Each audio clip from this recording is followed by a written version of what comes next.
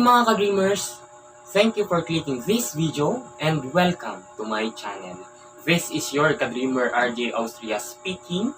For our today's video, I will be discussing what does tag question means at kung paano nga ba sila ginagamit ng wasto.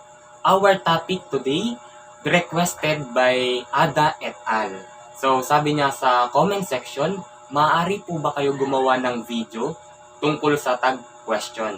So this is it, sir. Paumanhin po for lateness kasi po nagkaroon lamang po ng banding with my friends. Today, I will discuss the topic that you have requested. I hope you will notice and watch it, sir. Sana rin ay ma-appreciate mo yung video na aking ginawa. But before we go any further, if you are new here on my YouTube channel and you are the one of those learners who want to learn more about English, my channel is very suits for you. That's why I am humbly inviting you na makiisa sa amin sa pag-aaral at pagtatalakay ng wikang Ingles.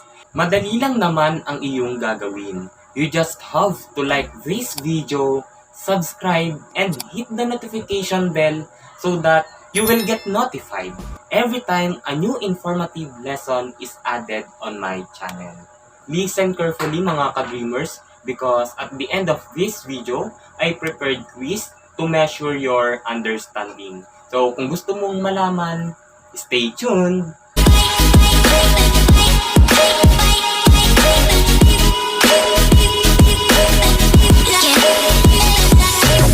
Ano nga ba ang tag question? Okay, tag question, it is the mini question added at the end of the statement to confirm information. Ito yung mga maikli lamang na mga katanungan na inilalagay sa huling bahagi ng ating pahayag para linawin o kumpirmahin ang isang impormasyon. We have 5 rules of tag question in English grammar. Ano-ano nga ba ang mga iyon? Ipapaliwanag ko isa-isa para hindi na kayo malito at malaman nyo na rin yung wastong gamit sa mga tag question. Ang una nating rule mga ka-dreamers, the statement and tag question must be in the same tense. Kailangan ang ating pahayag at tag question ay magkapareho ng tense. Kung ang ating pahayag ay naka-form siya na past simple, kailangan ang ating tag question ay past simple din. Kung present perfect tense, kailangan ang ating tag question ay present perfect tense. Kung past continuous tense ang ating statement, kailangan ng ating tag question ay past continuous tense din. For instance, he was your teacher. Ano ang inyong napansin? Anong tense ang pinapakita sa ating halimbawa? Okay, ang tense na iyan ay past simple. Ibig sabihin, nakalipas na. Kung kaya't ang kailangan nating gamitin na form para sa ating tag question ay past simple din. Ibig sabihin, nakalipas na. So, ang gagamitin natin ay wasn't he? Okay, kailangan ng tono ay patanong because we are confirming something. So, wasn't he? Okay. He was your teacher. Wasn't he? Kapag tayo ay gagamit ng tag question, yung period pagkatapos noong ating statement ay gagawin natin siyang quit o comma para idugsong natin yung tag question. So, he was your teacher, quit, then wasn't he? Rule number 2, for negative tag questions, use constructed form of helping verb and not. So, sa ating rule number 2, kapag negative ang ating tag question, ay gagamit tayo ng constructed form ng helping verb at not. Halimbawa, instead of was not he, gagamit tayo ng constructed form na pinagsama ang helping verb at saka ang not. So, magiging na siyang wasn't he. Lalagyan na lang natin ng apostrophe. Instead of is not he, we should use isn't he. Instead of is not it, we should use isn't it. Marami pang mga tag questions, mga ka-dreamers. Ibinigay ko lamang ang mga iyan para malinawan kayo. Kasi iisa lang naman ang construction ng paggamit sa tag question. Lalagyan na lang natin ng apostrophe kapagkat iyon yung tama para maipakita natin yung formal na paggamit ng tag question. Rule number 3, if the statement is positive, tag question must be in negative. Kapag ang ating pahayag ay positive, ang ating tag question ay dapat naka-form siya ng negative. Halimbawa, she is very friendly. So, kung inyong napansin, positive. Kaya ang ating tag question na gagamitin ay isn't she? Okay. She is very friendly. Isn't she? Okay. Kailangan ang tono natin ay patanong. Isn't she? Okay. Patanong. Rule number 4, if the statement is negative, tag question must be formed in positive. Kapag ang ating pahayag ay naka-form siya na negative, kailangan ng ating tag question ay positive. For instance, she can swim. Okay, negative ang ating statement. Kailangan ng ating tag question ay positive. Can she? She can swim. Can she?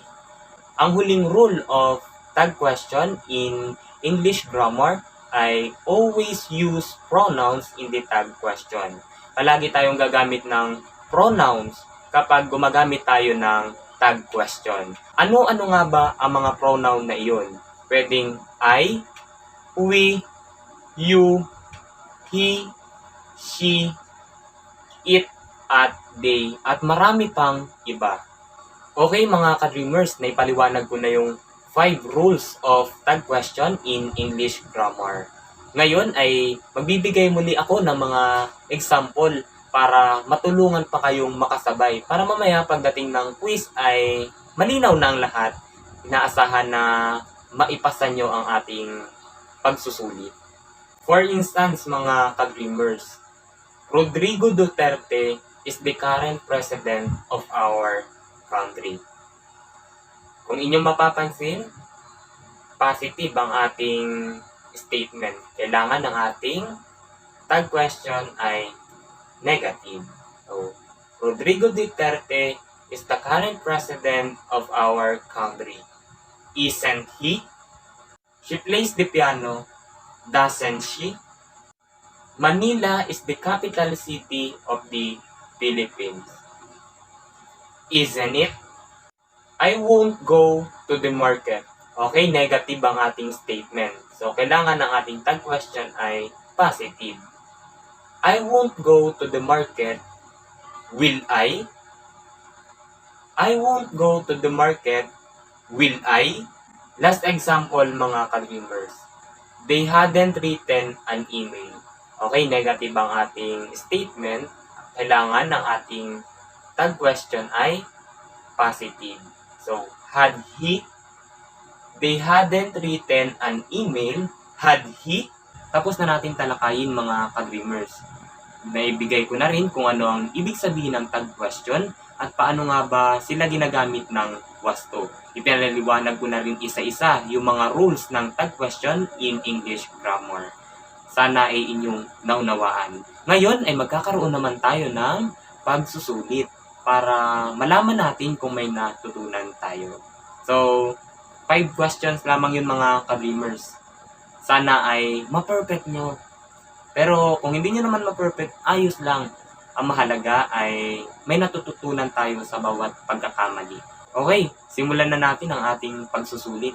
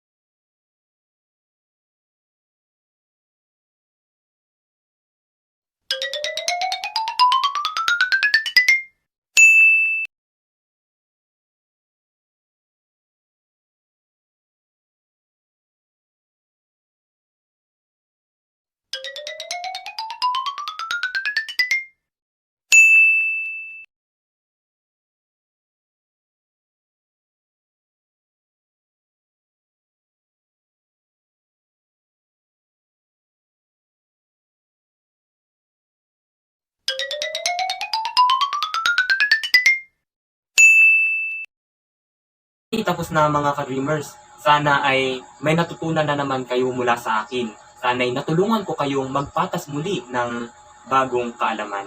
If you have any suggestion o topic na gusto nyong talakayin din natin sa susunod nating video, ay i-comment nyo lang yan mga ka-dreamers sa ating comment section at mababasa po yun. Hangad ko ang inyong tagumpay mga ka-dreamers sa pag-aaral ng wikang Ingles. Naway patuloy niyong tangkilikin ang aking channel kasi useless ito kapag wala kayo. Magkakaroon ito ng silbi kapag may nanonood sa aking channel. So naway ibahagi niyo ito sa inyong mga kakilala, sa inyong mga kaibigan para habang kayo'y natututo ay natutulungan niyo rin yung inyong mga kaibigan na magpatas din ng kanilang mga kaalaman. Para palagi kayo ma-notify every time I post an informative video, ay huwag nyo lang kalimutang mag-like, subscribe, at pindutin nyo na rin ang kampanilya para palagi kayong ma-notify at hindi nyo ma-miss yung mga video na aking ipopost dito sa aking channel. Yun lamang mga ka-dreamers. Maraming salamat sa inyong panunood. I hope you have learned something.